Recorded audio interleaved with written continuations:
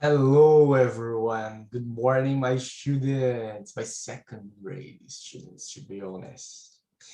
Guys, we have tests this week, test P2, and we don't have time to learn this new content because of the holiday, because some rehearsals that we had because movie art, okay?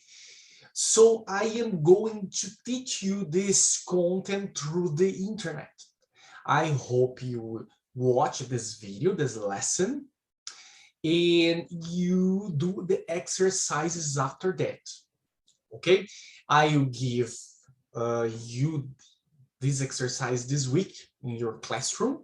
I'll give you, but you have to watch this class to understand the meaning of the content. Okay? So guys, let's remember the old good times. Not so good. But 2 years ago, we were in the pandemic time, and we were having remote classes. Now we are going to review this time, but this will be better than before. This is for good. Yes, guys, let's start this class. Okay, guys, today we are going to focus on our second conditional, and our second conditional is about unreal facts, wishes, and expectations, something that is impossible or very unlikely to happen. Remember the zero and the first conditional? They talk about real things, real facts, things that are possible to happen. But today we are going to focus on unreal facts. So we are going to use our second conditional. Pay attention here. Our second conditional, guys, we used to talk about present situation, which is impossible or very unlikely to happen. It's very unlikely for the condition to be fulfilled. In other words, guys, it's something that is imaginary. Okay? For example, if I had money, I wouldn't work anymore in my life.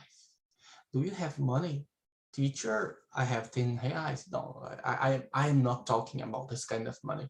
I'm talking about lots of money. For example, $1 million. This is a good money to stop working. I think so. Do you have $1 million? Probably not, my guy. So you have to study and work. So can you see, guys? Imaginary situation. If she were my girlfriend, I would be happy.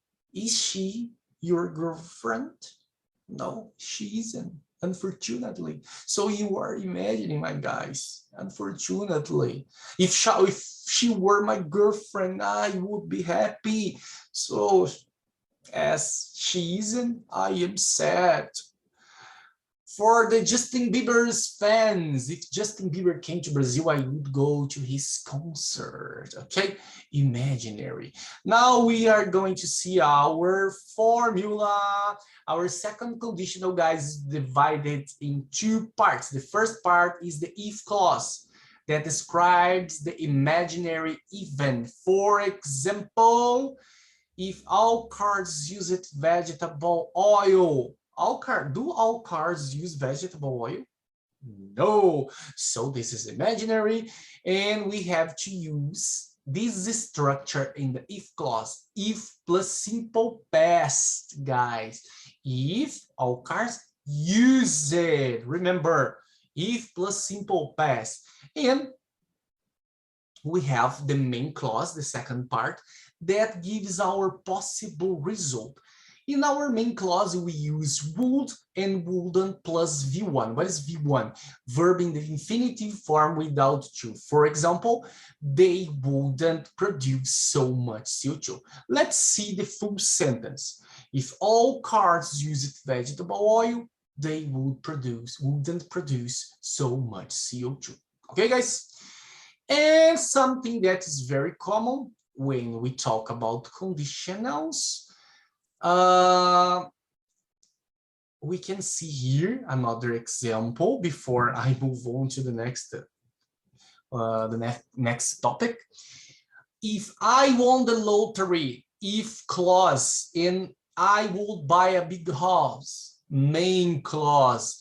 If clause, imaginary situation, if clause, imaginary situation, and main clause, possible result. Remember, if clause, simple past, okay? If plus simple past. Main clause wouldn't plus V1, verb in the infinitive without to.